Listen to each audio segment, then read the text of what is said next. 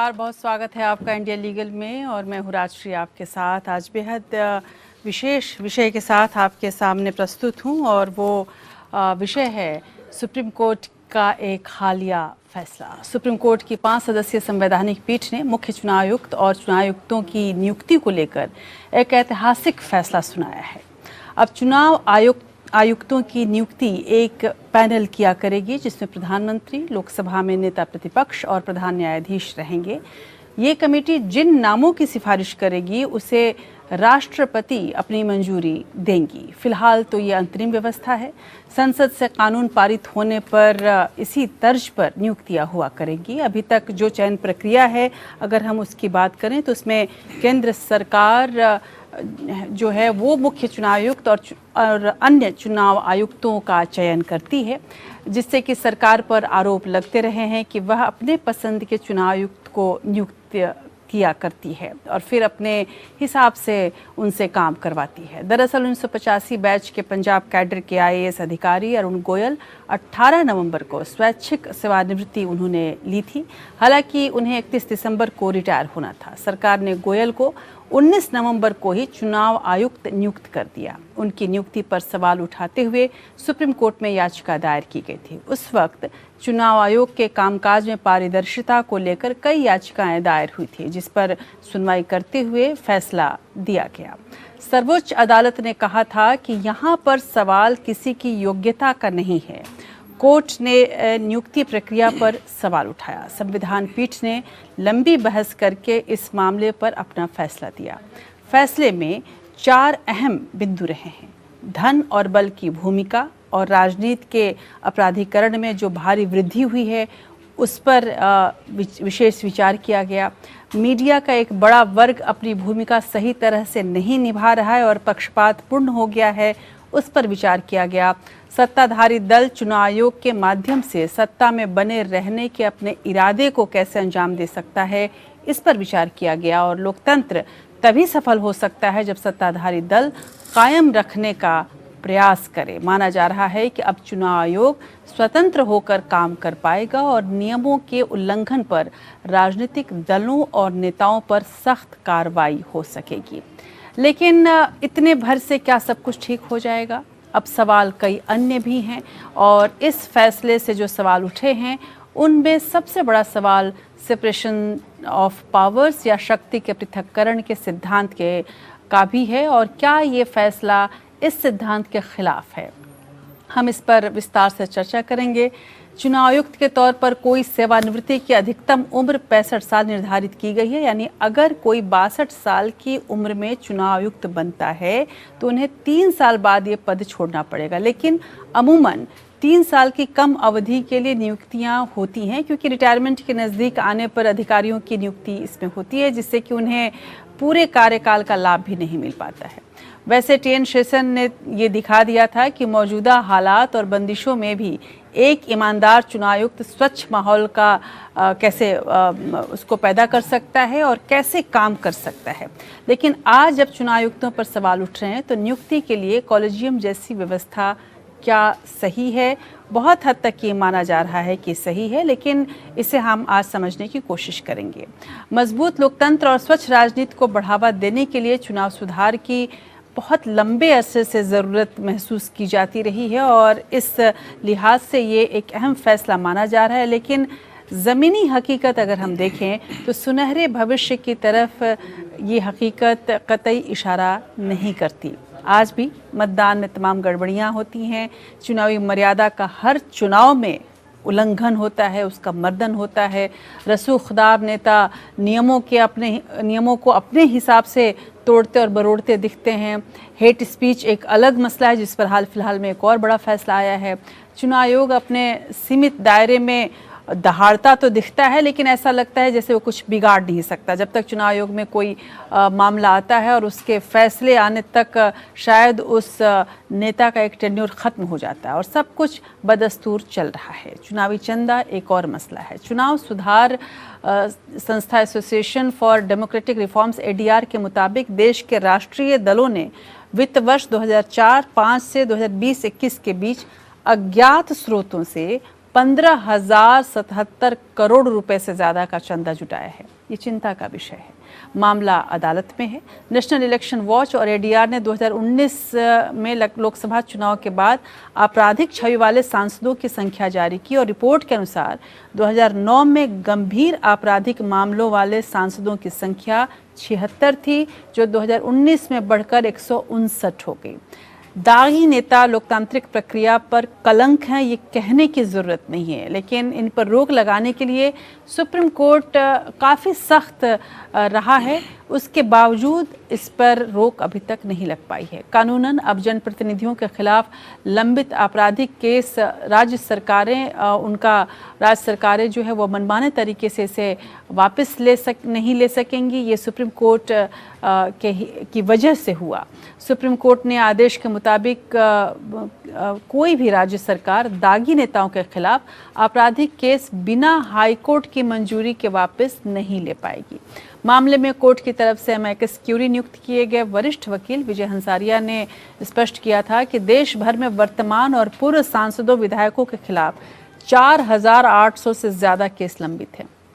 राज्य सरकारें इन पर से केस वापस भी लगातार ले रही हैं। उधर कोर्ट ने यह भी स्पष्ट किया कि हर राज्य में विशेष एमपी एमएलए कोर्ट बनाने के लिए फंड जारी किया जाए, लेकिन आज तक राज्य इस क्षेत्र में फंड्स के लिए राह देख रहे हैं और अभी तक ये नहीं हुआ है।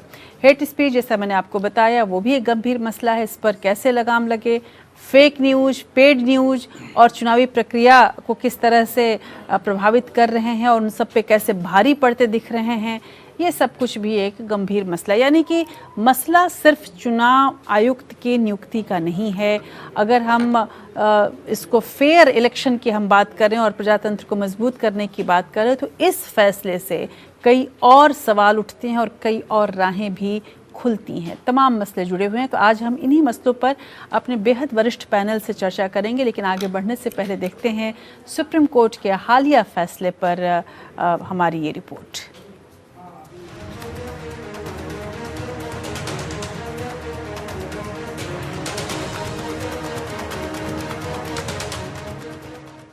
सुप्रीम कोर्ट ने चुनाव आयोग को लेकर बड़ा फैसला सुनाया। सर्वोच्च अदालत ने मुख्य निर्वाचन आयुक्त और निर्वाचन आयुक्तों की नियुक्ति के लिए पैनल बनाने का फैसला दिया। इस पैनल में प्रधानमंत्री, लोकसभा में नेता प्रतिपक्ष या सबसे बड़ी विपक्षी पार्टी के नेता और प्रधान न्यायाधीश शामिल होंगे। यही पैनल मुख्य चुनाव आयुक्त और चुनाव आयुक्तों का चयन करेगी। हालांकि अंतिम फैसला राष्ट्रपति का ही होगा। धन और बल की भूमिका और राजनीति के अपराधीकरण में भारी वृद्धि हुई है। मीडिया का एक बड़ा वर्ग अपनी भूमिका सही तरह से निभा नहीं रहा है और पक्षपातपूर्ण हो गया है। सत्ताधारी दल चुनाव आयोग के माध्यम से सत्ता में बने रहने की अपने इरादे को अंजाम दे सकता है। चुनाव आयोग को स्वतंत्र होना चाहिए। महज स्वतंत्र होने का दावा करना और अनुचित तरीके से कार्य करना सही नहीं है। एक स्वतंत्र मुख्य चुनाव आयुक्त सत्ता में रहने वालों का दास नहीं होगा। एक स्वतंत्र और ईमानदार मुख्य चुनाव आयुक्त बिना हिचकिचाहट के रसूखदारों से लोहा लेता है। लोकतंत्र की रक्षा के लिए जनता स्वतंत्र और ईमानदार मुख्य चुनाव आयुक्त पर भरोसा करेगा। वो चुनाव आयोग जो कानून के शासन की गारंटी नहीं देता है, वो लोकतंत्र के खिलाफ है। मीडिया कवरेज में वृद्धि में चुनाव मशीनरी के दुरुपयोग की प्रवृत्ति निहित है।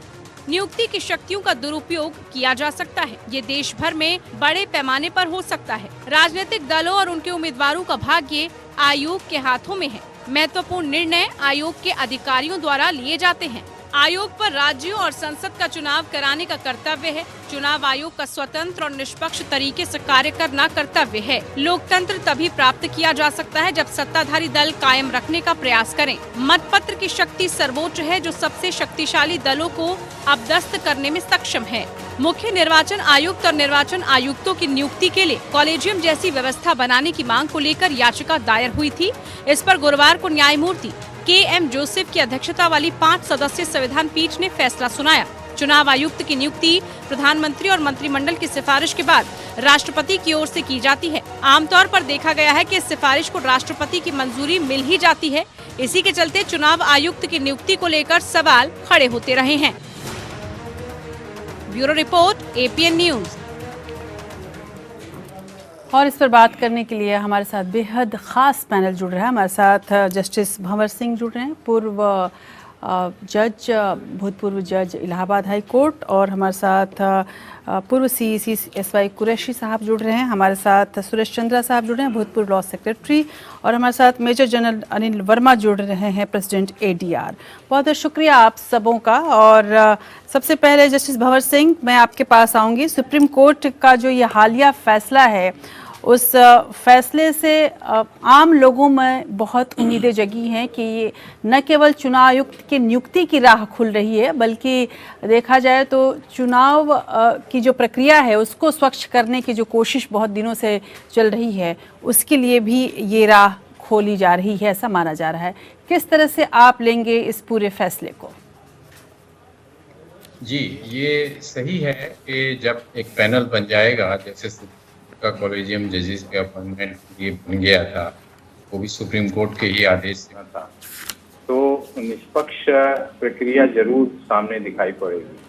और उसमें क्योंकि प्राइम मिनिस्टर का केवल रोल नहीं रहेगा, बल्कि उसमें मुख्य न्यायाधीश का भी रोल रहेगा, उसमें अपोजिशन लीडर का भी रोल रहेगा।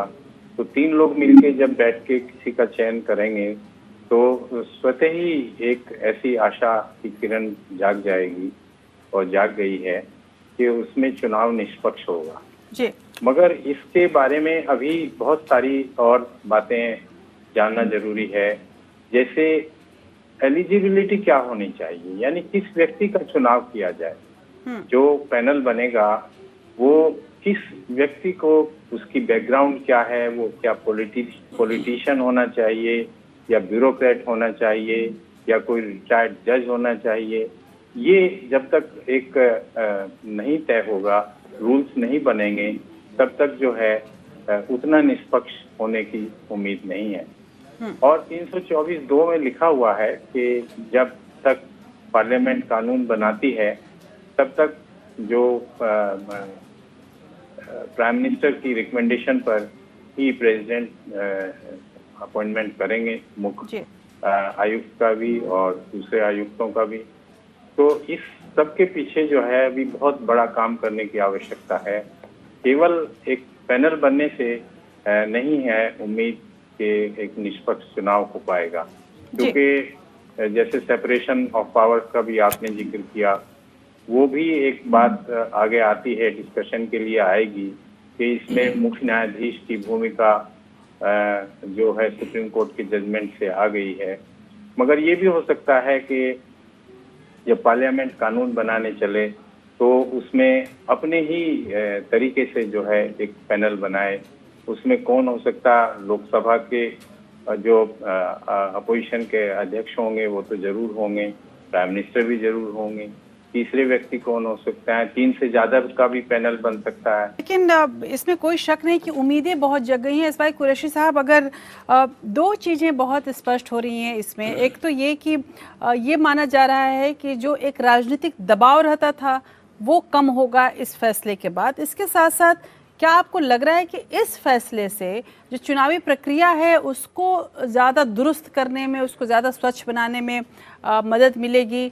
क्या आप समझते हैं कि ये फैसला एक बिल्कुल नई राह खोलने जैसा हो जाएगा? और जैसा कि सुप्रीम कोर्ट ने अपने फैसले में साफ तौर पर ये कहा कि एक स्वतंत्र मुख्य चुनाव आयुक्त सत्ता में रहने वालों का दास नहीं होगा। हालांकि हमारे पास ये उदाहरण है TN शेषन का कि जो पुरानी प्रक्रिया में भी अगर आए तो जैसे कहा जाता है कि संस्था को हेड कौन कर रहा है, उससे पूरी संस्था की ईमानदारी और संस्था कैसे चल रही है ये डिपेंड करता है उसके ऊपर। क्या आपको लगता है कि ये अब इस इस फैसले से एक नई शुरुआत होगी, खासकर अगर चुनाव आयोग की हम बात करें तो? देखिए, एक तो मैं ये बता दूं कि ये कोई जादू की छड़ी नहीं है कि जितने सारे प्रॉब्लम हल कर, ये एक सिर्फ ऑप्टिक्स की बात है कि देखने में ये होगा, क्योंकि कभी कभी ऑपोजिशन वाले उंगली उठाते हैं कि इस शख्स को सरकार ने लगाया है तो ये सरकार को खुश करने पे लगा रहेगा। तो इसलिए ये परसेप्शन दूर रहेगा कि लीडर ऑफ ऑपोजिशन ने भी अगर चुनाव किया है तो उनको कोई मॉरल अथॉरिटी नहीं रहेगी कि फिर उंगली उठा सके जी। तो ये बेसिकली तो ये हो गया। लेकिन दूसरी बात आपने कही कि इंडिविजुअल पे डिपेंड करता है कि पुराने सिस्टम में भी लोगों ने बैकबोन दिखाई जी। सेशन साहब का बताया है, उनको तो देखते मैं कह सकता हूँ अपने लॉ मिनिस्टर को जी किस तरह हैंडल किया, जी तो उनको सेंश्योर तक किया जी और कोई सरकार ने उसमें कोई प्रोटेस्ट नहीं किया। तो तक तो इंडिविजुअल बात है। दूसरी तरफ जुडिशरी तो हमारी इंडिपेंडेंट है, बिल्कुल, लेकिन कितनी जजमेंट्स हैं सुप्रीम कोर्ट की जिनके ऊपर लोग उंगली उठाते हैं, जी कितने चीफ जस्टिस हैं जिनके ऊपर उंगली उठाई जाती है, वो जी तो बड़े न्यूट्रल इंडिपेंडेंट सिस्टम से आए हैं। तो इसलिए बेसिकली आप कह क्या रहे हैं और उसकी integrity is the material thing. अगर आपका फैसले बिल्कुल जस्ट होने चाहिए, फेयर होने चाहिए, वो दिखाई देंगे। तो इसलिए मैं समझता हूँ कि अभी ये शुरुआत है। जी बिल्कुल। दूसरे इसमें जजमेंट में जो एक चीज अधूरी रह गई है, जो अगर इलेक्शन को आपने इंडिपेंडेंट करना था तो एक इससे भी इम्पोर्टेंट रिफॉर्म चाहिए था। वो क्या था कि जो 3 मेंबर की इलेक्शन कमीशन में 2 इलेक्शन कमिश्नर्स तो अपने को प्रोबेशन पे केस देते हैं जी क्योंकि उनको प्रोटेक्शन नहीं है, वो उनको हटाया जा सकता है, कोई उनकी गारंटी नहीं है कि वो चीफ इलेक्शन कमिश्नर बनेंगे। अब जो 2 इलेक्शन कमिश्नर अपने को प्रोबेशन पे समझते हैं वो सीसी पे दबाव डाल सकते हैं, उसके खिलाफ वोट देके 2-1 वोट में सीसी को 0 किया जा सकता है। सपोज कोई इंडिपेंडेंट बनना चाह रहा है, फिर उसको इंडिपेंडेंट बनने से कमिश्नर रोज उसके खिलाफ 5 बार वोट देंगे। जी तो वो सुधार भी करना था। कोर्ट ने इसको सुना, लेकिन ये रिमूवल के वो है ग्राउंड है वो आइडेंटिटी, लेकिन उनको रिमूव प्रोटेक्शन जो नहीं दी। इसमें जो मैं समझता हूँ कि कोर्ट ने 3 महीने तक कोर्ट को जजमेंट ने रिजर्व रखी, महीने में उन्होंने ये बेसिक बात नहीं समझी जो मैं आपको समझाने चाह रहा हूँ। वो क्या है, चीफ इलेक्शन कमिश्नर उस वक्त ये शुरू किया था, उस वक्त 1 मैन इंस्टीट्यूशन था। रिमूवल से गई थी, वो इंस्टीट्यूशन के लिए थी, इंडिविजुअल के लिए नहीं थी।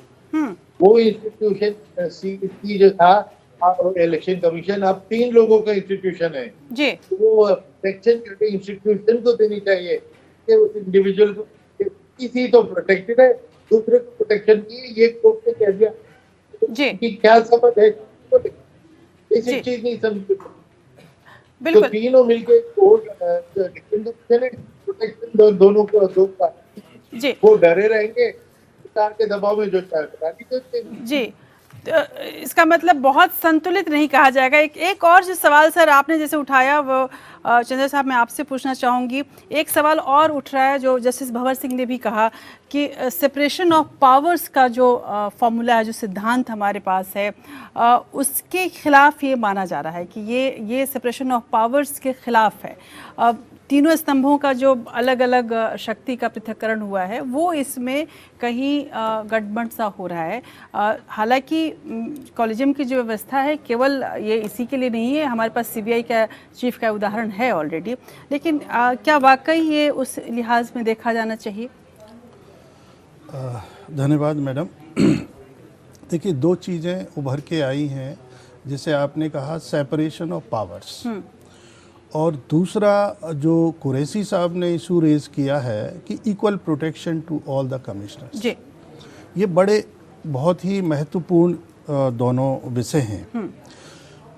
मैं इन पे कमेंट करने से पहले मैं थोड़ा सा ये कहूँगा कि आप 1950 से 51 ऑनवर्ड्स देख लीजिए, ये जो एग्जीक्यूटिव में और अपनी विजडम को प्रिवेल करने का या जुडिशरी को लैंड रिफॉर्म्स या दूसरे अदर रिफॉर्म्स में अपनी विजडम को सब्स्टिट्यूट करने का ये सिलसिला चलता रहा। कामेश्वर सिंह, शंकरी प्रसाद, गोलकनाथ एंड देन केशवानंद भारती, जहाँ पे एक इवॉल्व होके आया कि basic structure of the constitution जिसमें separation of powers is one of the most important sacrosanct principle है। जी। अब इसमें हमारा जो ऑब्जेक्टिव है, जो सुप्रीम कोर्ट ने बहुत अच्छी बातें कही हैं, और उसमें independence of the election commission, democratic principles, fair and free elections, ये बहुत जरूरी है, बिल्कुल, जिसमें कि लोगों के राइट टू वोट और जो फंडामेंटल राइट्स हैं वो वायलेट नहीं हो। ये बहुत ही अच्छा वो है। लेकिन हमारा ऑब्जेक्टिव तो सेट है, और ऑब्जेक्टिव हमारे कॉन्स्टिट्यूशन में भी यही एनश्राइंड है, और वही हमारी सबकी एक अप्रोच है कि we should meet the end. But how to meet that end, the means, supreme court has here evolved a new principle of collegium which was not there. मुझे ऐसा लगता है मैडम, मुझे अब कोई अगर जैसे बहुत सारी भीड़ हो और उसमें एक कभी से किसी वजह से म्यूटेशन से या किसी से अगर कोई लाल भेड़ आ जाए, तो वो लाल भेड़ अकेली भेड़ होगी, लेकिन उसके बाद व्यूज़ डेवलप हो जाएंगे, डाइवर्जेंट हो जाएंगे कि ये लाल भेड़ अच्छी है और ये भेड़ की बजाय फिर वो नंबर बढ़ता चला जा रहा है। जैसे आपने कहा CBI director under the special Delhi special police establishment act is only an inspector general of police. जी। But because of certain circumstances, because of certain minority government और coalition government, एक व्यू आया कि there should be three party, I mean 3 members committee जो उसको appoint करे, sort of collegium बना है। हाँ, कॉलेजियम। जो कॉलेजियम हम ये मानते हैं, कॉलेजियम का कंसेप्ट पहले अपॉइंटमेंट ऑफ जजेस में भी नहीं था, वो बिल्कुल क्लियर है, but it evolved in due course of time. Now the collegium principal has been applied in the appointment of executive appointments. मुझे लगता है एक विषय है जो डिस्कशन के लिए, लेकिन ये डेफिनेटली एक आउटरीच मुझे लगता है, और वहाँ पर कहीं ना कहीं सेपरेशन ऑफ पावर्स, जो हमारा जो रूल ऑफ लॉ का एक बेसिक प्रिंसिपल है, वो कहीं ना कहीं डगमगा रहा है। इस पे मैं जस्टिस इसके पहले कि मेजर जनरल अनिल साहब आपके पास आऊँ, क्योंकि एक बड़ा इशू आ रहा है, इसलिए जस्टिस भगत सिंह, इसको आप आउटरीच मानेंगे? जुडिशरी की तरफ से क्या ये आउटरीच है? क्या हम उन सब चीज़ों को भूल जाए? हालांकि अनिल जी इस पर ज़्यादा अच्छे से कमेंट करेंगे, लेकिन बस एक संक्षेप में एक आपकी टिप्पणी ज़रूर लेना चाहूँगी कि क्या ये आउटरीच है जुडिशरी की तरफ से? देखिए, आउटरीच इसको नहीं मानना चाहिए, और उसका रीजन ये है कि 324 आर्टिकल में, जैसा मैंने पहले भी जिक्र किया, लिखा है subject to the law made by parliament. तो पार्लियामेंट के पास आज भी पावर है, और सुप्रीम कोर्ट ने अपने इस फैसले में भी कहा है जी कि जब तक पार्लियामेंट का कानून बनेगा तब तक ये व्यवस्था रहेगी कॉलेजियम की। यानी पार्लियामेंट के पास आज भी पावर रहेगी कि वो कॉलेजियम सिस्टम को हटा के एक बड़ा कॉलेजियम बना दे, उसमें चीफ जस्टिस ऑफ इंडिया को रखे या ना रखे, उसमें दूसरे जजेस को रख ले, रिटायर्ड जजेस को रख लें, या nominee of the chief justice of India रख लें।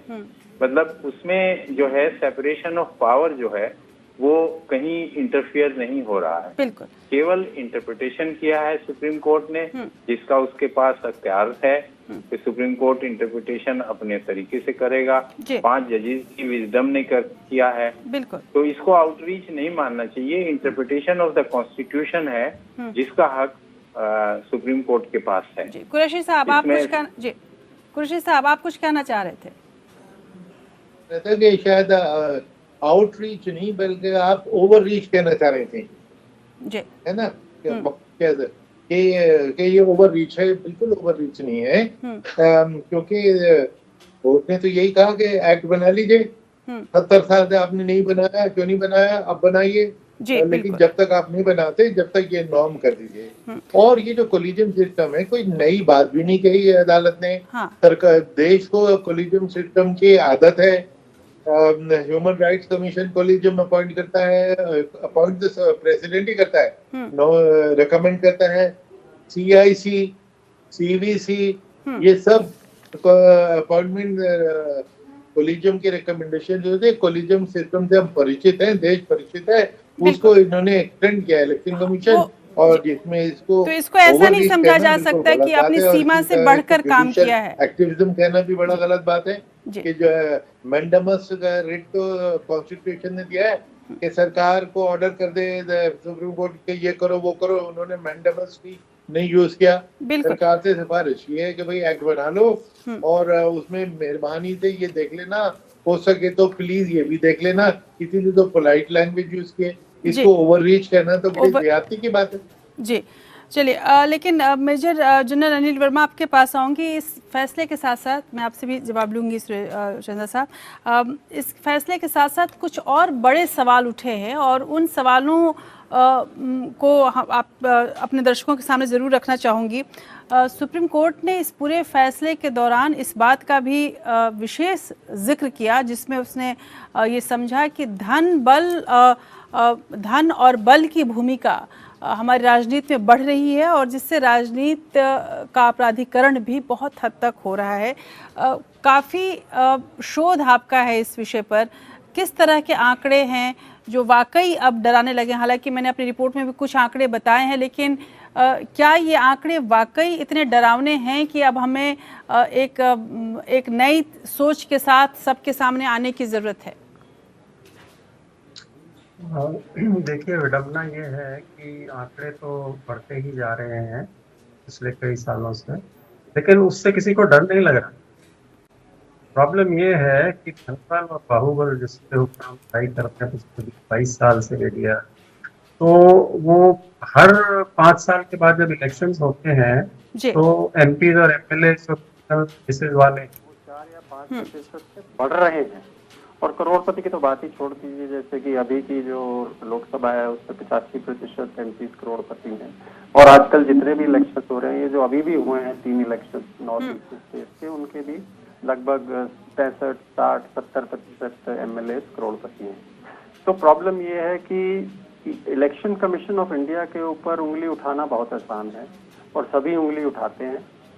मैं ये मानता हूं कि फ्री एंड फेयर इलेक्शंस कराने का जो जिम्मेवारी इलेक्शन कमीशन की है और जिस प्रकार से वो 80 करोड़ लोगों को वोटिंग करा रहे हैं पूरे देश में, वो दुनिया में एक मिसाल है। उस तरीके का इलेक्शन कहीं नहीं होता और इतनी एफिशिएंटली नहीं कराया जाता। लेकिन आती हैं, मैं बता रहा हूँ जी, हाँ, छोटी छोटी इश्यूज जो आती हैं, हाँ, वो आती हैं कि कंडक्ट के दौरान जब मॉड MCC जब लागू होता है उसमें इलेक्शन कमीशन गफलत करता है कभी कि किसी जो पावरफुल लोग हैं उनको कुछ नहीं बोलता, दूसरों को एक्सप्लेनेशन मांगी जाती है। तो ये इस तरीके की चीजें हैं, उसको कोई डिनाई नहीं कर सकता। बट माय पॉइंट इज कि पॉलिटिकल पार्टीज को अकाउंटेबल क्यों नहीं माना जाता, उनको क्यों नहीं बोला जाता कि भाई आप कुछ एक्शन करिए।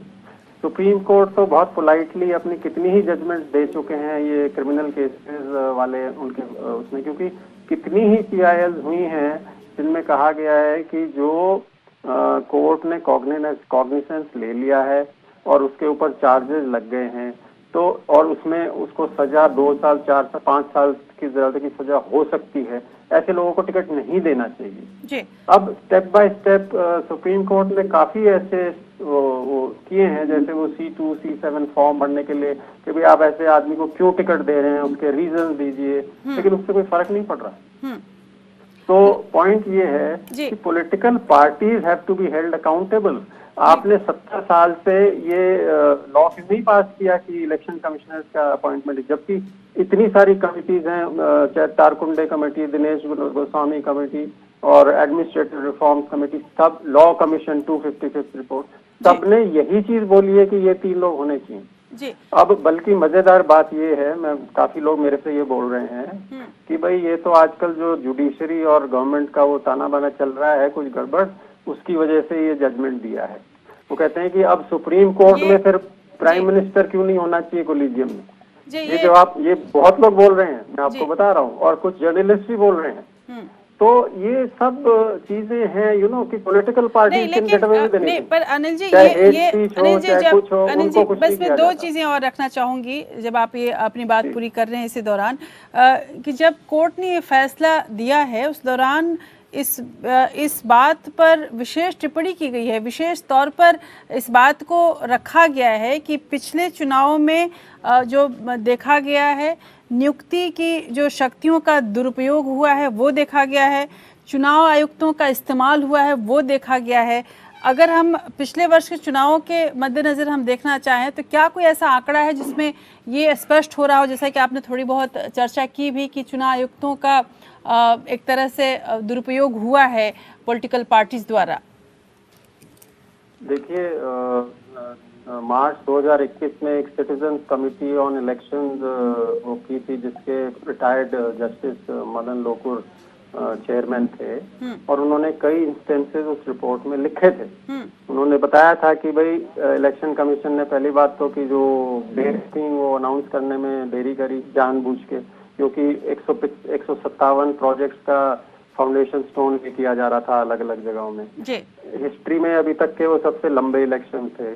उन्होंने बोला, जो मैंने पहले भी पॉइंट दिया था, कि मॉडल कोड ऑफ कंडक्ट को इम्प्लीमेंट करने में इनकंसिस्टेंसी थी, और एक जो डिसेंटिंग इलेक्शन कमिश्नर थे, जैसे कुरैशी साहब ने भी बात करी थी, उनको धीरे से हटा ही दी गया, उनको इस तरीके से परेशान किया गया कि वो छोड़ के चले गए, और जैसे आर्म्ड फोर्सेस के प्रोपेगेंडा के लिए यूज किया, उससे कितनी नाराजगी हुई। मैं खुद एक वेटरन हूँ, हम जानते हैं, और लोगों ने प्रेसिडेंट को मिले, उनको चिट्ठी लिखी, कोई जवाब नहीं आया उसका। तो अब जिस प्रकार से अरुण गोयल जी का अपॉइंटमेंट हुआ है, 24 घंटे के अंदर फाइल मूव हो गई, उन्होंने पहली बात तो उन्हें पता कैसे लगा कि मैं ही चुना जा रहा हूँ कि वॉलंटरी रिटायरमेंट दे दिया और 24 घंटे के अंदर हो गए वो। और जब ये हुआ जबकि हियरिंग चल रही थी सुप्रीम कोर्ट में, उसी दौरान हुआ, और 5 महीने से वो पोस्ट खाली पड़ा था। तो ये किस तरीके का प्रोसीजर, इसी पर सुप्रीम कोर्ट ने उनसे जवाब मांगा था। मैं आपको एक और एग्जांपल देता हूँ। प्रेम सिंह तमांग सिक्किम के जो चीफ मिनिस्टर थे, वो जेल में थे। रूल है कि 6 साल तक आप इलेक्शन नहीं लड़ सकते, लेकिन इलेक्शन कमीशन के पास एक पावर है, एक सेक्शन मुझे याद नहीं है, कुरैशी साहब को पता होगा, जिसके तहत अगर कोई अप्लाई करता है, अपील करता है, तो रेमिशन दे देते हैं। अब आप बताइए, 1 साल के बाद उनको रेमिशन दे दिया क्योंकि वो सूट करता था किसी को। बिल्कुल। तो ये इस तरीके की जो चीजें हैं ये हुई हैं पिछले 3-4 साल में। बिल्कुल। मेरा जो पर्सनल वो है, ओपी रावत साहब के बाद से ये डिटीरियरेशन शुरू हुआ। और दूसरी बात मैं बताना चाहता हूँ टेन्योर वाली, मैंने थोड़ा सा वो इस पे एनालिसिस किया था। पिछले जैदी साहब के बाद से अगर आप देखें, जैदी साहब 4 साल 10 महीने रहे, उसके बाद वाले 2 साल 8 महीने रहे, उसके बाद 3 साल 3 महीने रहे, फिर 3 साल 7 महीने रहे, और उसके बाद लास्ट जो थे 3 साल 2 महीने रहे। तो ये टेन्योर जो कि कॉन्स्टिट्यूशन में अगर लिखा है कि 6 साल का होना चाहिए या 65 साल, वॉट एवर इज अर्लियर, तो वो कहाँ फॉलो हो रहा है? और लास्ट में ये कहना चाहता हूँ कि it all depends on the integrity of the person who is occupying the chair. बिल्कुल। और नहीं तो आप जैसे सीबीआई वाला भी वही सिस्टम है, और उसको भी कहते हैं कि वो पिंजरे में कैद तोता है। जी बिल्कुल। और वो एक बहुत बड़ा डर हो रहा है। कुरैशी साहब, यहाँ पर एक, चूंकि आप उस संस्था से जुड़े रहे हैं और बहुत अच्छे से आपने चलाई है और आपकी चाबुक जो है बड़ी मशहूर रही है, आपका अनुभव कैसा रहा है इस, खासकर अगर मैं इन बातों की ओर आपका ध्यान ले जाऊं, आपका तवज्जो ले जाऊं, जिसमें वो राजनीतिक दबाव की बात होती है, क्या वाकई ऐसा माहौल बनता है? देखिए, ये 2 बातें हैं। इससे पहले कि एक प्रोग्राम में ये डिस्कशन हो रहा था कि 2 फैक्टर्स हैं, एक तो इंडिविजुअल की पर्सनालिटी और बैकबोन, और दूसरा सिस्टमिक माहौल के सरकार और दूसरे इंस्टीट्यूशन इस इंस्टीट्यूशन को कितनी सपोर्ट देते हैं। हमारे वक्त में तो सरकार की पूरी सपोर्ट हासिल थी, और अगर हम सरकार के खिलाफ भी एक्ट करते थे, और सबसे बड़ा सबूत ये है कि law minister of the land जिसने हमारे अपॉइंटमेंट लेटर इशू किया था, उसको हमने चार्जशीट किया और उसको सेंश्योर किया जी। और क्योंकि उसने मॉडल कोड की वायलेशन की थी। और पर आज के माहौल में शायद नहीं कर, आज के लॉ मिनिस्टर साहब तो पता नहीं क्या क्या किस किस के खिलाफ बोल देते हैं। हमारे वक्त में तो बोल नहीं सकते थे, जी। हमारे वक्त में एक दफा लॉ मिनिस्टर साहब ने, जिनको हमने सेंश्योर किया था, एक दफा सीबीआई की जब कंट्रोवर्सी चल रही थी उसके ऊपर ये डिबेट थी कि इंस्टीट्यूशंस की ऑटोनॉमी, उस पर उन लॉ मिनिस्टर साहब ने कहा ऑटोनॉमी क्या होती है, भूल जाओ, कोई ऑटोनॉमी नहीं होती, हर इंस्टीट्यूशन में कुछ कंट्रोल होता है। मिसाल के तौर पे इलेक्शन कमिश्नर्स की फॉरेन टूर हमारे पास आता है, लॉ मिनिस्टर साहब ने, तो उन्होंने प्रेस कॉन्फ्रेंस में कहा, 5 मिनट बाद मेरी प्रेस कॉन्फ्रेंस कहीं और हो रही थी चंडीगढ़ में, वहां मुझसे किसी ने कहा कि साहब वो ये कह रहे हैं। मैंने कहा लॉ मिनिस्टर साहब को बता दो, आपकी हैसियत पोस्टमैन से ज्यादा नहीं है, आप हमारे टूर प्रोग्राम को रिजेक्ट करने की हिम्मत हो सकती है तो करके दिखाओ। आपका काम है, हमने टूर प्रोग्राम भेजा प्रेसिडेंट को भेजने के लिए, आप भेजो, प्रेसिडेंट उस पर जो चाहे फैसला करे। आपका लॉ सेक्रेटरी साहब ये बैठे, वो बताएं क्या हमारे टूर प्रोग्राम पे लॉ सेक्रेटरी साहब मिनिस्टर को कह सकते थे, हिम्मत थी कि रिजेक्ट कर दो? बिल्कुल। नहीं तो ये चीजें इंस्टीट्यूशन से भी डिपेंड करती है। मैं बल्कि एक और मिसाल दूंगा, सुरेश चंद्र जी उसको अप्रिशिएट करेंगे कि बहुत सारी चीजें ऑप्टिक्स की बात होती है, देखने में कैसे लगती है। होता क्या था, ये कितने सेशन साहब ने मेंशन किया, किसी ने तो क्या हमने पढ़ा कि एक जमाना था कि chief election commissioner law minister के पीए के कमरे में 1.5 घंटे बैठता था अपॉइंटमेंट के लिए जी। और लॉ मिनिस्ट्री भी समझती थी कि इलेक्शन कमीशन उनका एक सेक्शन और एक डिपार्टमेंट है। वो जमाना था, वो बदला सेशन साहब की वजह से मेनली, लेकिन उसके बाद सरकारों ने भी मल्टी मेंबर कमीशन बनाया, 3 मेंबर को इक्वालिटी दी, ये सब की। एक दफा क्या हुआ कि लॉ मिनिस्टर वीरप्पा मोइली साहब का, हम रिफॉर्म की बात करते हैं, इलेक्टोरल रिफॉर्म की, तो उन्होंने एक ऐसी मीटिंग में IIC में हो रही थी, साहब ये आप लोग ये मुझको एड्रेस करते हुए सामने बैठा हुआ मैं, साहब आप रिफॉर्म की बात करते थे, आप अपना काम कीजिए, हम अपना काम कर रहे हैं। बड़े एरोगेंटली कहा, बड़ा बुरा लगा। 3 महीने बाद उन्हीं वीरप्पा मोइली साहब का देखिए, उनकी ग्रेस देखिए, एक दफा उनका फोन आया कि कुरैशी साहब आप बहुत दिन से इलेक्टोरल रिफॉर्म की बात कर रहे हैं, मैं चाहता हूँ उसको डिस्कस करें कि क्या कल सुबह आप हमारे यहाँ चाय पे आएंगे। तो मैंने क्विक थिंकिंग की कि अगर मैं वहां पे चाय पे चला गया, क्या चीफ जस्टिस को चाय पे बुलाए या बुला सकते हैं लॉ मिनिस्टर साहब कि जी दफ्तर में आ जाइए, चाय पिलाऊंगा? नहीं बुला सकते। तो मैंने 5 सेकंड की क्विक थिंकिंग करके मैंने कहा अगर मैं इनके चला गया तो सिंबॉलिकली लॉ मिनिस्ट्री की सुप्रीमेसी हो गई। मैंने उनसे कहा मौलवी साहब कि अगर ज्यादा अच्छा रहेगा कि आप हमारे यहाँ तशरीफ लाएं, मैं आपको अपने कोलीग से भी मिलवाऊंगा, आप मिल लीजिएगा। ये उनकी ग्रेस और शराफत थी। उन्होंने कहा ठीक है मैं आ जाऊंगा। 70 साल में पहली बार लॉ मिनिस्टर इलेक्शन कमीशन में आए, इलेक्शन कमीशन उनके नहीं गया। 3 महीने हमने उसमें फिर एक डिस्कशन ये हुआ था कि हम इलेक्टोरल रिफॉर्म के ऊपर एक कंसेंसस बिल्ड करने के लिए 7 रीजनल सेमिनार्स करेंगे और 8वां दिल्ली में होगा प्राइम मिनिस्टर की अध्यक्षता में। और 3 महीने जब हो गए तो उसके बाद 1 मिनट कंप्लीट करने दीजिए। तो उन्होंने कहा कि साहब मैं वो हो गया, मैं आना चाहता हूँ। तो 3 महीने में दूसरी बार लॉ मिनिस्टर आए। जी, तो कुल मिलाकर ये कहा जा सकता है कि जो पद पर बैठा है 3 लॉ मिनिस्टर हमारे यहाँ है जी, तो ये भी ऑप्टिक्स हैं, ये भी सिंबल्स हैं ऑटोनॉमी के, और इनको बिल्कुल शायद इसीलिए ये स्पष्ट हो रहा है कि किसी भी पद की गरिमा उस पर बैठने वाले के ताकत उसकी अपनी पर्सनल इंटीग्रिटी से ज़्यादा है।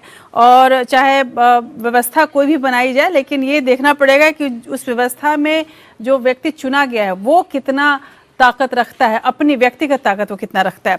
जिस बात आपने सबकी सुनी और कई निशाने आपके ऊपर भी थे, क्योंकि अल्टीमेटली ये जो पूरा मामला आ जाता है वो मंत्रालय की ओर आ जाता है। मुझे याद है सुप्रीम कोर्ट में कानून मंत्रालय ने 4 दिसंबर 2022 को एक हलफनामा दाखिल किया था। मंत्रालय ने ये स्पष्ट किया था, दोषी नेताओं पर था। उसमें ये कहा था कि किसी भी मामले में दोषी नेताओं के आजीवन चुनाव लड़ने पर पाबंदी नहीं लगाई जा सकती। वहीं चुनाव आयोग ने सुप्रीम कोर्ट में दोषी सांसदों और विधायकों के चुनाव लड़ने पर पाबंदी लगाने की, रोक लगाने की मांग की थी। ऐसे अगर हालात हों और इस फैसले के मद्देनजर, क्योंकि इस फैसले में भी सुप्रीम कोर्ट ने इस बात को विशेष रूप से उल्लेखित किया है कि किस तरह से दागी नेताओं की एंट्री हो जाती है और उनकी संख्या बढ़ती जा रही है, कैसे आप समझते हैं कि कैसी कोशिश की जाए कि इस पर लगाम लगाई जाए, और साथ में इस फैसले के कौन से ऐसे मुख्य बिंदु हैं जिस पर आप ज़रूर चर्चा करना चाहेंगे? मैडम जी, बहुत ही अच्छा और उत्तम ये प्रश्न है। और ये जो इलेक्शन रिफॉर्म्स हैं और क्रिमिनलाइजेशन ऑफ पॉलिटिक्स को रोकने के लिए अब से नहीं, बहुत पहले से एफर्ट्स हो रहे हैं। और ये जितने भी एफर्ट्स होते हैं वो ऑल पार्टी मीटिंग्स में होते हैं। जहाँ तक आजीवन किसी पे प्रतिबंध लगाना, ये एक लॉ का विषय है। जहाँ पर लॉ है कि इतनी सजा के बाद उस पर प्रतिबंध लगाया जा सकता है, तभी हम कर सकते हैं। अदरवाइज तो वो किसी का जो राइट्स हैं और फंडामेंटल राइट्स हैं को कहीं ना कहीं अफेक्ट होंगे। तो ये एक कंटिन्यूअस प्रोसेस है, डिस्कशन, और डिस्कशन के बाद लॉ का एनफोर्समेंट। लॉ की एनफोर्समेंट एजेंसीज तो दूसरी हैं, जहाँ पर कोर्ट हैं। कोर्ट कई बार लंबित कर देते हैं मैटर्स को। लंबित करना और किसी को कन्विक्ट होना, इसमें बड़ा अंतर है। बिल्कुल। और लॉ इस पे बड़ा स्पष्ट है कि जब तक कोई आदमी कन्विक्ट नहीं होता है, जब तक आप उस पर कोई प्रतिबंध नहीं लगा सकते। जी। ये तो रहा इसके बारे में, और ये कंटिन्यूअस प्रोसेस चल रहा है। सुप्रीम कोर्ट ने अपनी इस बात को कहने के लिए और कॉलेजियम सिस्टम लाने के लिए ऐसे इंस्टेंसेस दिए हैं जी। और वो इंस्टेंसेस देने के बाद उन्होंने ये कोशिश की है, ये मतलब कहा है कि एक वैक्यूम है। वैक्यूम को भरने के लिए उन्होंने ये अल्टरनेट दिया है कि आफ्टर इवन वेटिंग 72 आवर्स, क्योंकि कोई लॉ नहीं बनाया है और लॉ जब तक नहीं आता है, जब तक ये कॉलेजियम है जी, वहाँ तक लॉ। और सुप्रीम कोर्ट ने खुद ये इन प्लेथोरा ऑफ केसेस ये कहा हुआ है कि supreme court can not direct to make the law. बिल्कुल बिल्कुल। प्रश्न ये आता है कि हमारा ऑब्जेक्टिव क्या है। अगर कहीं विशाखा वाले केस में और बहुत सारे इमिग्रेशन जो एक्ट है उस पर उन्होंने फिल इन दी गैप करके अंडर आर्टिकल 142 जो जजमेंट्स दिए हैं, क्योंकि प्लेनरी पावर्स हैं उनको, और व्हाट एवर इज सेड और what ever law is laid down, that is the law of the land under article 141। जो सुप्रीम कोर्ट ने बहुत अच्छी बातें कही हैं, उनमें एक बात है कि प्राइमरीली प्रीडोमिनेंटली इलेक्शन कमीशन का काम क्वासी जुडिशियल फंक्शन है।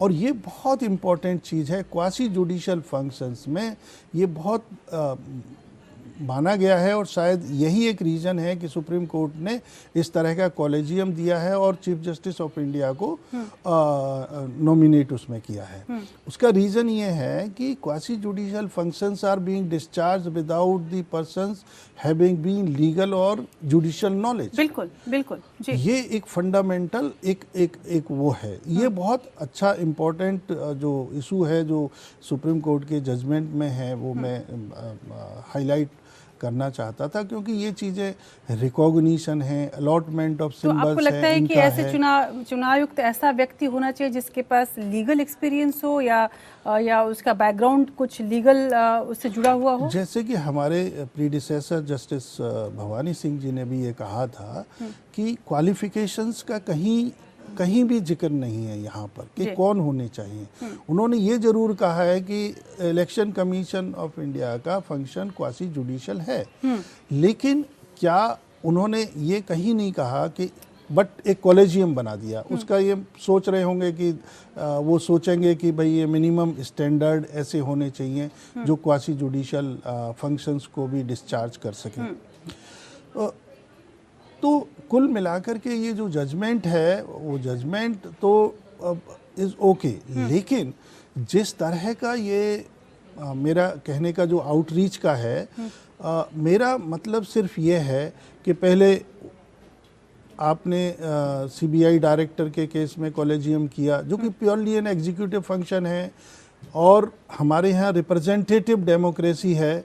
Those who form the government they are suppose to have a say in this, and whatever जो अच्छा नहीं है, जो कुछ नहीं है, that can be taken to the parliament और टू द पब्लिक। बिल्कुल नहीं, ये आपके जी जी जी आप बात पूरी करिए। तो मेरा ये अपना ये मानना है कि इसके अंदर जो ये इन हेस्ट ये कहा है कॉलेजियम वाला, ये कहीं ना कहीं थोड़ा सा हमारे जो सेपरेशन ऑफ पावर्स है, जो हमारे चेक्स एंड बैलेंसेस हैं, aid and advice of the cabinet है, exercise all executive functions in the vesting in the president है अंडर आर्टिकल 53। ये बात तो नहीं कहीं ना कहीं जी, पर वो कोर्ट ने ऐसी कोई बात नहीं कही, उसी पे हम लोग बात कर रहे थे कि उसमें अल्टीमेटली तो उसने जो पार्लियामेंट को ये पावर दिया है, कोर्ट कानून तो बनाने नहीं जा रही है, तब तक यही व्यवस्था रहेगी।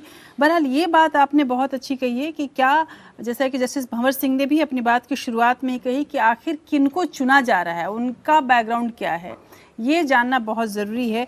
और इसी के साथ साथ जब हम ये बात करते हैं जस्टिस भंवर सिंह, मैं अगर पिछले कुछ सालों के अगर हम चुनाव आयुक्तों की बात करें तो ऐसे मतलब संयोगवश ऐसा है कि उसमें से कई लोग ऐसे हैं जो कि किसी भी तरह से लॉ की प्रक्रिया से जुड़े हुए नहीं थे या लीगल बैकग्राउंड उनका नहीं रहा है।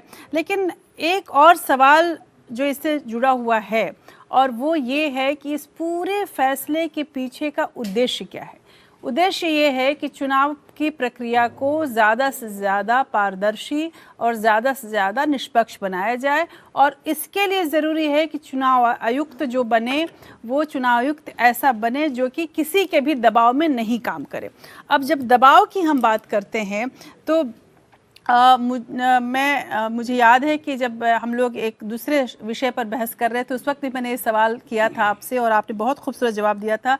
इस बार भी वो सवाल आपके सामने मैं रखूँगी कि जब सबसे ज़्यादा जब दबाव तब पड़ता है जुडिशरी पे जब दागी नेताओं का ट्रायल होता है। हम मीडिया वालों के लिए सबसे जूसी खबर वो होती है, और मैं समझ सकती हूँ कि जजों पर कितना दबाव होता है। एक तरह से मीडिया ट्रायल भी चल रहा होता है, और दागी नेताओं के ऊपर जब भी कोई मामला आता है तो क्या वाकई ये मैं समझूं कि जुडिशरी दबाव में आती है? जी नहीं, मैं इससे इत्तेफाक नहीं करता, क्योंकि जुडिशरी इंडिपेंडेंट है। ट्रायल कोर्ट का एक मैजिस्ट्रेट भी किसी के भी दबाव में नहीं होता है। ये बात अलग है कि वो इनकॉम्पिटेंट हो या वो ऑनेस्ट ना हो, ये तो अलग बात हो गई, ये तो इंडिविजुअल ट्रेट की बात हो गई। मगर वो दबाव में किसी के नहीं होता है। यानी अगर वो चाहे तो हाई कोर्ट का कोई जज कहे या सुप्रीम कोर्ट का कोई जज कहे कि भाई ये मेरे पॉलिटिशियन जानने वाले हैं, जरा इनकी हड़ताल करना, नहीं कह सकते। और कहेंगे तो वो सुप्रीम कोर्ट के जज पे भी, हाई कोर्ट के जज पे भी कंटेम्प्ट हो जाएगी। मुझे एक याद है, ऑस्ट्रेलिया के सुप्रीम कोर्ट के जज ने एक मजिस्ट्रेट को सिफारिश कर दी थी, तो उन सुप्रीम कोर्ट के जज का इम्पीचमेंट हुआ था, उन्हें अपने पद से हटना पड़ा था, उन्हें हटा दिया गया था। तो पॉलिटिशियंस का दबाव तो नहीं है, मगर ये जरूर है कि जो हमारे मजिस्ट्रेट, जो ट्रायल कोर्ट के जजेस होते हैं, वो कितने निष्पक्ष हैं, ये बात जरूर एक उठती है। क्या वो जिनके ऊपर मुकदमा चल रहा है उनके प्रभाव में तो नहीं है। मेरा अपना खुद का तजुर्बा है कि पॉलिटिशियंस कोशिश करते हैं जजेस से संबंध रखने की, और ये फिर उसी बात पे आ जाती है, इंडिपेंडेंट ट्रेस की बात आ जाती है, अपने चरित्र की बात आ जाती है कि वो करना चाहते हैं या नहीं करना चाहते हैं। एक बार मेरे सामने हाई कोर्ट लखनऊ में एक मिनिस्टर साहब का, जो सिटिंग मिनिस्टर थे और मेरे 2 घर छोड़ के रहते थे, हम उनके सिंबल का केस सुन रहे थे, तो उन्होंने कहा कि साहब मिलना चाहते हैं। मैंने मना कर दिया कि नहीं, हम नहीं मिल सकते क्योंकि आपका केस हमारे यहाँ पेंडिंग है। तो ये इंडिविजुअल उस पर डिपेंड करता है। मगर ये बात आपने जो उठाई है कि क्रिमिनलाइजेशन है, अगर असली मकसद हम सुप्रीम कोर्ट के इस फैसले का देखें अगर उसके भीतर झांकना चाहें तो उसमें वो ही चिंता छुपी हुई है कि कैसे बड़े बड़े क्रिमिनल्स होते हैं। रोज आए दिन किसी का नाम लिए बिना मैं कहूंगा कि इतने बड़े बड़े मिनिस्टर्स तक बन जाते हैं और उनके ऊपर पता लगा किसी के ऊपर 3 मर्डर के केस चल रहे हैं, किसी के ऊपर 5 मर्डर के केस चल रहे हैं। एक जिला जज ने मुझसे शेयर किया कि एक जो आज के MP हैं उनके ऊपर 14 मर्डर के केस चल रहे हैं और वो मुकदमे होने नहीं देते हैं। बिल्कुल। तो अगर सुप्रीम कोर्ट के पीछे एक कोई चिंता है, कोई एंग्जाइटी है, तो वो ये है कि पॉलिटिक्स में बहुत क्रिमिनल्स आ गए हैं। अगर उसको किसी भी कानून के द्वारा सब लोग बैठ के, पार्लियामेंट चाहे उसमें जुडिशरी का कंट्रीब्यूशन भी हो सकता है और कानून बनाने के लिए कानूनविद तो होते ही हैं, जो सुप्रीम कोर्ट के जजेस होते हैं उनका भी इन्वॉल्वमेंट हो सकता है, उनकी राय ली जा सकती है कि कैसे इसको कर किया जाए। लेकिन गवर्नमेंट की ये चिंता होनी चाहिए आज की डेट में, और वही चिंता इलेक्शन कमिश्नर की, चीफ इलेक्शन कमिश्नर की होनी चाहिए।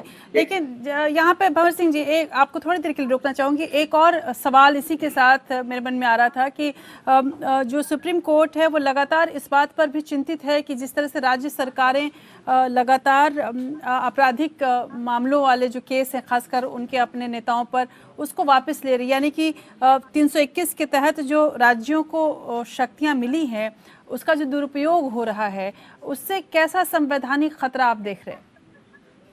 उससे बहुत जबरदस्त संवैधानिक खतरा है और सुप्रीम कोर्ट ने और हाई कोर्ट ने भी ये एक कानून, ये एक जजमेंट दिया हुआ है कि कोई भी पॉलिटिशियंस के खिलाफ मुकदमे तब तक वापस ना लिए जाएं। वैसे तो प्रोविजन भी है CRPC में कि जब तक कोर्ट की परमिशन ना हो कोई भी मुकदमा क्रिमिनल का वापस नहीं लिया जा सकता।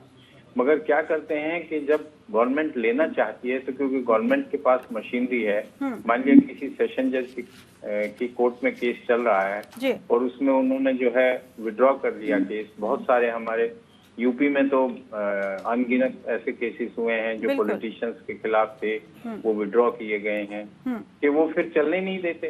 गवर्नमेंट का जो PP होता है वो उसको चलने नहीं देता, कहता सब गवाह नहीं आए हैं, तो वो इनइफेक्टिव हो जाता है। अगर कोर्ट ने परमिशन रिजेक्ट भी करती है तो भी इनइफेक्टिव हो जाता है। ये प्रैक्टिकल डिफिकल्टीज हैं, ये ऑब्स्टिकल्स हैं जो रास्ते में आती हैं। और हाई कोर्ट की बिना परमिशन के लिए, जैसा सुप्रीम कोर्ट ने कहा, किसी के खिलाफ मुकदमा वापस नहीं लिया न जाना चाहिए। तो यहाँ पे हमें पॉलिटिशियंस को भी एक नसीहत देने की जरूरत है कि सब पॉलिटिशियंस भी अपना आचार विचार ऐसा रखें कि वो क्रिमिनल्स को जो है ना तो टिकट दें, जैसे शुरू में बहस में आपने कहा, ना तो उनको टिकट दें, और टिकट दे दिया है अगर चार्ज लग गया है। एक पहले सुझाव ये आया था कि अगर किसी के खिलाफ चार्ज लग गया है तो उस स्टेज के बाद जो है ट्रायल ही होना बाकी होता है और उसमें जो है उनको ना तो इलेक्शन लड़ने की इजाजत दे देनी चाहिए, और अगर वो उसमें ऑलरेडी सदस्य हैं, किसी विधानसभा के सदस्य हैं या लोकसभा के सदस्य हैं, तो उनकी वो सस्पेंड रहनी चाहिए। और ये बहुत जरूरी है। इसमें सख्त कानून जब तक नहीं बनेंगे, हालांकि इसमें हमें ये ध्यान रखना होगा कि भी झूठे मुकदमे भी फाइल होते हैं, इससे भी नहीं पीछे हटा जा सकता, मगर कोई ना कोई, जैसे कहते हैं ना, कोई भी प्रोसेस एक बहुत इफेक्टिव 100% इफेक्टिव नहीं होता, मगर 98% हो सकता है, 99 तो भी वो सफलता है उसकी। 95। बिल्कुल।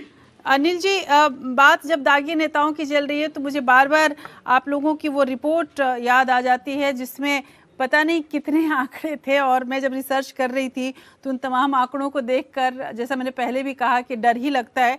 लेकिन जो 2019 लोकसभा चुनाव के बाद जो आपराधिक छवि वाले सांसदों की जो आप लोगों ने रिकॉर्ड जारी की, रिपोर्ट के अनुसार 2009 में गंभीर आपराधिक मामलों वाले सांसदों की संख्या 76 थी, जो कि बढ़कर 159 हो गई थी। अब सुप्रीम कोर्ट का वो फैसला जो 2020 में था, वो मुझे याद आता है जब साफ किया गया था कि राजनीतिक दलों को ये बताना होगा कि दागी उम्मीदवारों को टिकट क्यों दिया गया और उन पर कितने केस दर्ज है। कोर्ट ने ये भी कहा कि सभी माध्यमों में विज्ञापन देकर राजनीतिक दल जनता को दागी छवि वाले उम्मीदवारों के बारे में बताएं, लेकिन ऐसा नहीं हो रहा है। जैसा अभी जस्टिस भंवर सिंह ने भी बताया कि एक ऐसे भी विधायक और सांसद हैं जिनमें पता नहीं कितने केस दर्ज हैं। कितना पालन हुआ है, क्या वाकई इससे कुछ फ़र्क पड़ा इस फैसले से? मैं इसको इसलिए भी समझना चाहती हूँ कि अगर हम इस नए फैसले जिस पर हम बहस कर रहे हैं और जिसे हम पाथ ब्रेकिंग समझ रहे हैं, क्या वाकई इन फैसलों से कोई फ़र्क पड़ पाएगा? इससे पहले कि मैं आपका जवाब दूं, मैंने अपने नोट्स देख के पुराने कुछ निकाले हैं आंकड़े जी। मैं 2 टिप्पणी देना चाहता हूं सुरेश जी ने जो बात की। एक तो ये कहना चाहता हूं कि जो सीनियर लेवल पे अपॉइंटमेंट्स होती हैं, चाहे ब्यूरोक्रेट्स हैं या हम लोग जैसे हैं या इंफॉर्मेशन कमिश्नर हैं जी, तो कोई जरूरी नहीं है कि सब लीगली क्वालिफाइड हो। ऐसे कितने लॉ मिनिस्टर हैं जो लीगली क्वालिफाइड हैं, ऐसे कितने लॉ सेक्रेटरी हैं जो लीगली क्वालिफाइड हैं। आफ्टर ऑल वो नीचे वाले लोग बनाते हैं जो भी होता है और फिर डिसीजन लेना सीनियर लोगों का काम होता है। हाँ। दूसरी विडंबना हमारे देश में क्या है कि एक सरकारी नौकरी के लिए या एक प्राइवेट कोई प्यून की भी नौकरी के लिए आपके ऊपर अगर कोई पुलिस का केस है आपको नहीं मिल सकती, बट आप चुनाव लड़ सकते हैं, जेल से भी चुनाव लड़ सकते हैं, बट जेल से आप वोट नहीं कर सकते जी। तो मैं दोबारा उसी चीज को दोहराना चाहता हूँ कि political parties do not have the will to do any electoral and political reforms. तो पार्लियामेंट में कैसे लॉ बनेंगे? अब मैं आपको आंकड़े बता देता हूँ जो आप पूछ रही हैं। हमने पिछले साल एक रिपोर्ट निकाली थी, तो 2004 में लोकसभा में 24% MP थे जिनके ऊपर क्रिमिनल केसेस थे। 2009 में बढ़कर वो 30% हो गया, 2014 में 34% हो गया और अभी वो 43% है। अभी आज की डेट में 11 MP हैं जिनके ऊपर मर्डर के केसेस हैं, 33 के ऊपर अटेम्प्ट टू मर्डर के केसेस हैं, 8 के ऊपर किडनैपिंग के केसेस हैं, 13 के ऊपर रॉबरी के केसेस हैं। MLA 45 के ऊपर मर्डर के केसेस हैं, 181 के ऊपर अटेम्प्ट टू मर्डर केसेस हैं, 49 के ऊपर किडनैपिंग के हैं। क्राइम अगेंस्ट वुमेन 41% MLA के ऊपर क्राइम अगेंस्ट वुमेन के केसेस हैं। 41%। यानी कि कैंडिडेट्स की अगर आप डेटा लें तो उसमें 231% का है क्रिमिनल केसेस वाले कैंडिडेट्स जो लड़ने आते हैं चुनाव। और क्राइम अगेंस्ट वुमेन MPs का 850% इंक्रीज हुआ है जी। तो ये स्टेट है। अब आप कहें कि जी सुप्रीम कोर्ट ने क्या किया, मैं बताता हूँ। मार्च 2000 में ट्रायल विद इन 1 ईयर का जजमेंट आया। अगस्त 14 में prerogative of PM/CM to not appoint ministers with criminal background, ये जजमेंट आया। नवंबर 2017 में 11 स्पेशल फास्ट ट्रैक कोर्ट्स बनाए गए। उनका क्या हो रहा है किसी को नहीं पता। हमने RTI एप्लीकेशन वगैरह डाली हुई, कितने हो गए, कितना चल रहा है, कोई जवाब नहीं आता, गोल गोल घूमती है RTI। सितंबर 2018 में सुप्रीम कोर्ट ने पब्लिकेशन ऑफ क्रिमिनल केसेस का जजमेंट दिया। फरवरी 2020 में reasons for giving tickets to candidates with criminal cases का जजमेंट दिया। अगस्त 21 में पेनल्टी इम्पोज करी पॉलिटिकल पार्टी में फॉर नॉन कंप्लायंस। जब किसी ने एक PIL करके बोला कि जी ये पीछे बिहार के इलेक्शन हुए थे, उसमें तो आपका ये इन्फॉर्मेशन तो किसी ने दिया ही नहीं, तो और आपने बोला था कि it will be treated as contempt of court, तो क्या कर रहे हो आप? तब उन्होंने वो पीनट्स 1 लाख 2 लाख का 8 पार्टियों के ऊपर पेनल्टी लगाई थी।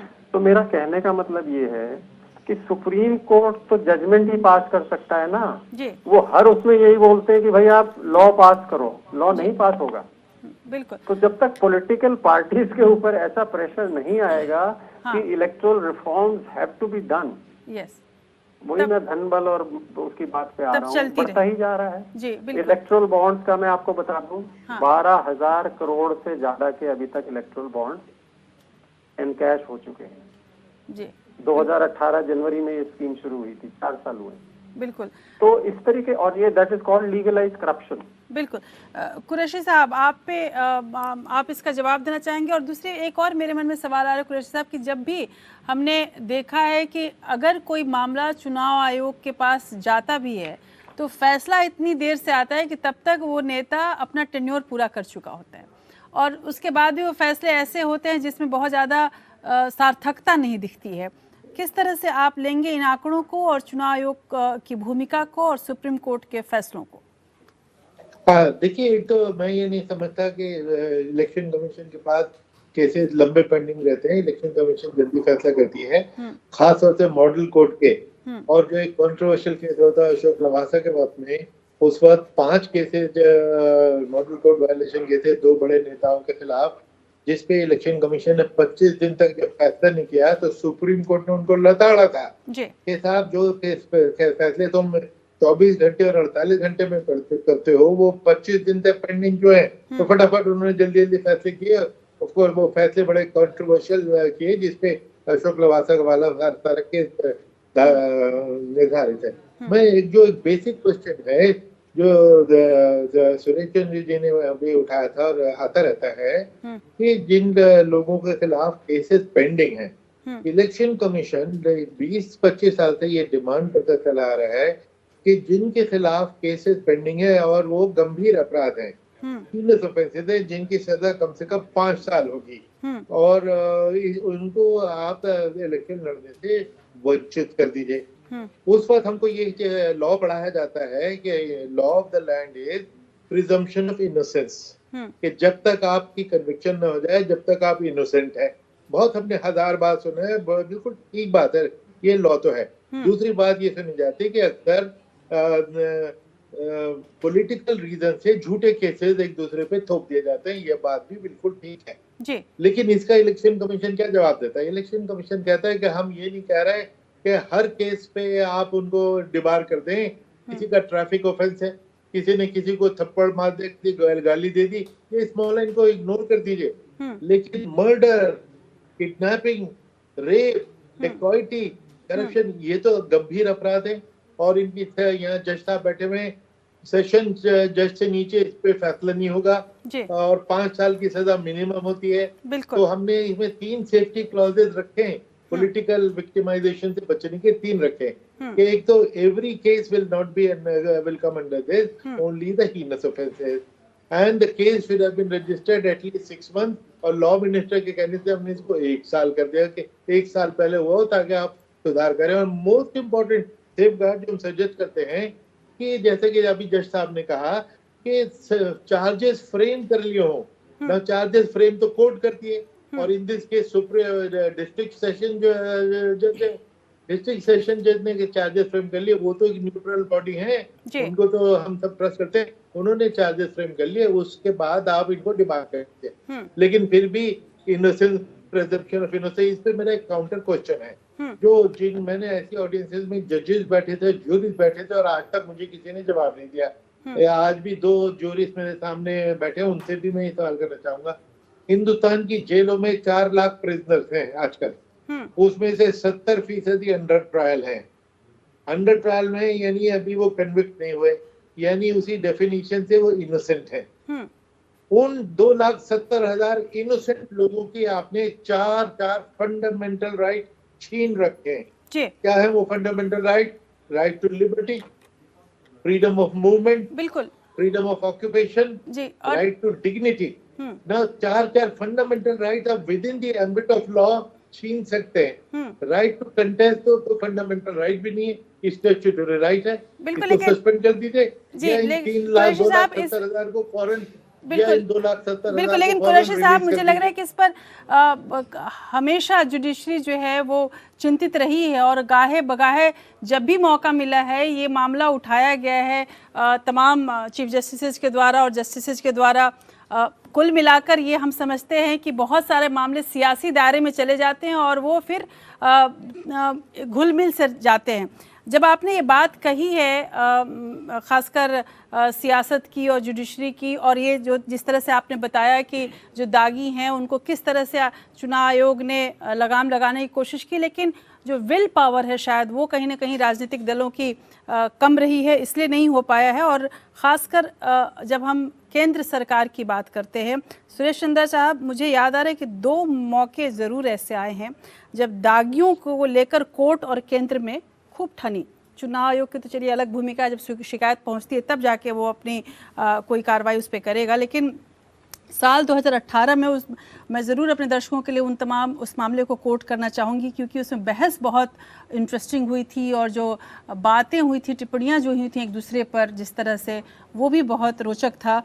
सुप्रीम कोर्ट ने केंद्र सरकार से पूछा कि देश में कितने सांसद और विधायक दागी हैं, इनके केसों की सुनवाई के लिए कितने स्पेशल कोर्ट बनाए गए हैं, इसकी जानकारी दीजिए। और केंद्र ने इस पर कोई हलफनामा नहीं जमा किया, जिस पर जाहिर सी बात है कि कोर्ट ने बार बार इस पर दबाव बनाया और पूछने की कोशिश की। दोनों के बीच ज़बरदस्त ये मामला आगे बढ़ा। 2018 में जब दागी नेताओं को टिकट नहीं देने की याचिका पर चीफ जस्टिस दीपक मिश्रा की थी और उस बेंच पर सुनवाई चल रही थी, तब केंद्र सरकार काफ़ी आक्रोश में आई और अटॉर्नी जनरल के मणिगोपाल जो कि उस वक्त अटॉर्नी जनरल थे, उन्होंने कहा कि संसद का काम भी आप ही कर लीजिए। और तब उसके बाद कोर्ट भी, जाहिर सी बात है कि उस कोर्ट की तरफ से कहा गया कि जब तक आप नहीं करेंगे तब तक हम हाथ पर हाथ धरे बैठे नहीं रह सकते। ये दो लाइंस जो हैं वो ये बात बताती हैं कि अगर कोर्ट कोशिश करे भी तो केंद्र की तरफ से या सरकारों की तरफ से वो कोशिश नहीं होती है। जैसा कि अभी अनिल जी ने भी बताया कि पार्टियां जो हैं वो इच्छुक नहीं होती हैं कि चुनावी प्रक्रिया साफ हो। ऐसा रवैया क्यों रहा है? क्या इसको केवल सियासी दायरे में रखा जाए या कोई मजबूरी हो जाती है जिसकी वजह से केंद्र सरकार नहीं काम कर पाती है? नहीं, मुझे तो ऐसा लगता है कि केंद्र सरकार या एफिडेविट हलफनामा फाइल नहीं करना तो मुझे पता नहीं है, वो तो करना ही चाहिए। लेकिन मुझे जहाँ तक याद आता है हमारे गवर्नमेंट रूल्स में ये है, किसी के अगेंस्ट अगर चार्जशीट हो गई तो उसका केस प्रमोशन का या उसका वो सील्ड कवर हो जाता है जी। इस तरह की प्रथा यहाँ पर हो सकती है, लेकिन समवेयर किसी ना किसी को तो एक पहल करनी पड़ेगी, या तो सरकार करे या कोर्ट करे या फिर इलेक्शन कमीशन करे। ये तो मैं मानता हूँ कि ये बिल्कुल होना चाहिए, लेकिन उसमें ये भी एक चीज़ है कि बहुत सारे केसेस ऐसे होते हैं कि इलेक्शन टाइम पे ही कुछ ऐसे आरोप प्रत्यारोप आ जाते हैं। लेकिन फिर भी गवर्नमेंट ने जो एक फास्ट ट्रैक कोर्ट का जो कंसेप्ट दिया, वो कंसेप्ट सभी डिस्ट्रिक्ट्स में फास्ट ट्रैक कोर्ट्स बने और उनमें ये फास्ट ट्रैक प्रोसीडिंग्स के लिए इस तरह के केसेस आइडेंटिफाइड करके वो एक मैंडेट दिया गया था। लेकिन अगेन क्योंकि लोअर कोर्ट्स में गवर्नमेंट का भी, स्टेट गवर्नमेंट्स का भी एक स्टेक होता है, तो कई बार वो फास्ट ट्रैक कोर्ट्स के लिए जजेस मुहैया नहीं हो पाते हैं। नहीं, तो फंड्स भी नहीं है कई जगह, हाँ, फंड्स भी नहीं होते। केंद्र सरकार फंड्स ही नहीं दे रही है, जजेस तो हैं फिर भी फंड्स नहीं है, तो इस वजह से राज्य सरकार उसको बना नहीं पा रही है। केंद्र सरकार तो फंड्स पूरे देती है, लेकिन कई बार वो जो डाइवर्ट हो जाता है और स्टेट गवर्नमेंट जो इंफ्रास्ट्रक्चर के लिए, फास्ट ट्रैक कोर्ट्स के लिए जो मैन पावर की ज़रूरत है या जो इंफ्रास्ट्रक्चर की ज़रूरत है, वो कई बार नहीं दे पाती है। जी। तो ये कंस्ट्रेंट्स हैं जो, यानी हम लोग इसको ऐसे समझ सकते हैं कि तमाम दबाव हैं जिसकी वजह से काम नहीं हो पाता है। एक सवाल, जैसा कि मैंने बोला था कि हम लोग अपने गिरबान में भी झांकने की कोशिश करेंगे। मीडिया को भी लेकर काफ़ी टिप्पणियां की हैं। जस्टिस भगवत सिंह, आपसे भी जानना चाहूँगी कि जिस तरह से सुप्रीम कोर्ट ने अपने फैसले में कहा है कि मीडिया का एक बड़ा वर्ग अपनी भूमिका सही तरह से नहीं निभा रहा है और पक्षपातपूर्ण हो गया है, सोशल मीडिया ज़्यादा बेलगाम है, क्या आपको लगता है कि चुनावी प्रक्रिया को या फिर इस तरह के जो गंभीर मसले हमारे पास हैं, चाहे वो दागी विधायकों या जनप्रतिनिधियों का मामला हो या चुनाव आयोग की भूमिका का मामला हो या सुप्रीम कोर्ट के फैसलों का मामला हो, जैसा कि अभी अनिल जी ने भी बताया कि अब तो कुछ लोग ये कह रहे हैं कि चूंकि सरकार और कोर्ट में कुछ तनातनी चल रही है, इस तरह से ये फैसले आ रहे हैं, क्या इसके पीछे आप समझते हैं कि मीडिया ज़्यादा अपनी भूमिका से जिसको बोला जाए बिखर रही है और इस वजह से जो बातें अच्छे और सही मायने में हमें लेनी चाहिए उसके भी हम बिटवीन द लाइंस पढ़ने लगे हैं? अच्छा प्रश्न है आपका मैडम।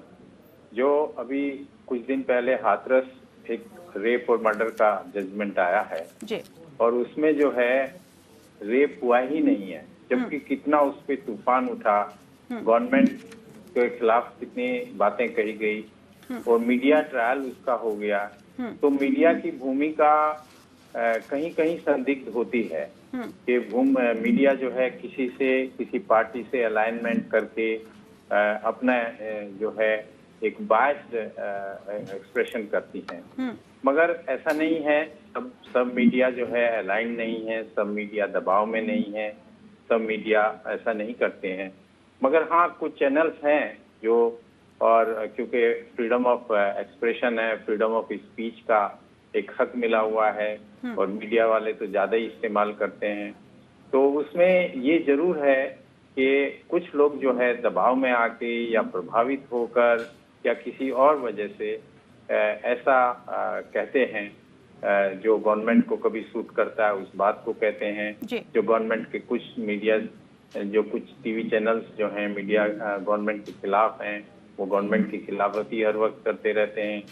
भाई गवर्नमेंट भी इतनी खराब नहीं हो सकती कि हर वक्त उनके पीछे ही लगे रहें। मगर हाँ, ये मैं जरूर कहूँगा कि मीडिया से आज की तारीख में जैसे जजेस से उम्मीद की जाती है कि वो अपने ईमानदारी से काम करें, तो इसी तरीके से जो प्रोफेशनल इथिक्स हैं उनको फॉलो करते हुए मीडिया पर्सन्स को जो है एक अपनी इंडिपेंडेंट भूमिका निभानी चाहिए। जब खासतौर से लोग उन्हें कहने लगे हैं कि सब एक ये चौथा पिलर है डेमोक्रेसी का, पार्लियामेंट, एग्जीक्यूटिव, जुडिशरी और मीडिया आज हो गया, तो मीडिया को वाकई जो है बहुत एक अलर्ट होने की जरूरत है और बहुत इंडिपेंडेंट होने की जरूरत है। जी बिल्कुल, और शायद आप लोगों की बातों से इतना ज़रूर कहा जा सकता है कि सुप्रीम कोर्ट के इस फैसले को सही अर्थों में तभी सफल माना जाएगा जब इससे जुड़े हुए तमाम जो संस्थान हैं वो अपनी अपनी भूमिका बहुत अच्छी तरीके से निभाएं। लेकिन बहुत बहुत शुक्रिया आप सबों का मेरे साथ इस कार्यक्रम में जुड़ने के लिए, और इस विषय को जो कि एक बहुत जटिल विषय था इसको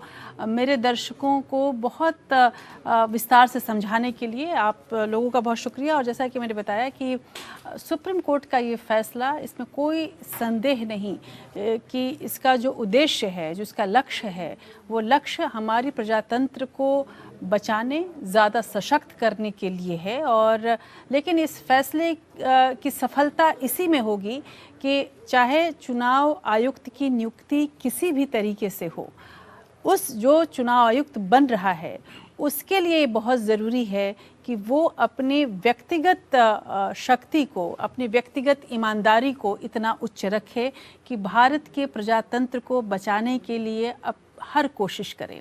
उसके साथ साथ ही केवल जिसको कहा जाता है कि अकेले कोई व्यक्ति है वो कारवां नहीं बन सकता, न बना सकता है। उसके साथ साथ बहुत ज़रूरी है कि तमाम राजनीतिक दल, सरकारें और अदालतें सभी मिलकर इस तरह से काम करें कि भारत के प्रजातंत्र को बचाने के लिए सबसे बड़ा उत्सव होता है हमारी चुनावी प्रक्रिया, उसको ज़्यादा से ज़्यादा स्वच्छ और ईमानदार बनाया जा सके। हम उम्मीद कर सकते हैं आने वाले दिन चुनावों के दिन होने वाले हैं, तो हम उम्मीद कर सकते हैं कि हम अब एक अलग तरीके का चुनावी प्रक्रिया देखेंगे जिसमें ज़्यादा ईमानदारी होगी, ज़्यादा बेदाग नेता हमारे सामने होंगे और ज़्यादा सख्त चुनाव आयोग हमारे सामने होगा। इसी उम्मीद में आज बस इतना ही। नमस्कार।